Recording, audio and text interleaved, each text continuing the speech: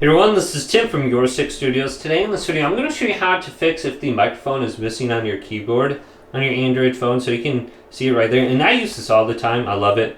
We can just go to settings right here and then select voice typing, and just make sure voice typing is turned on. So you might have it turned off and then it's going to disappear on you.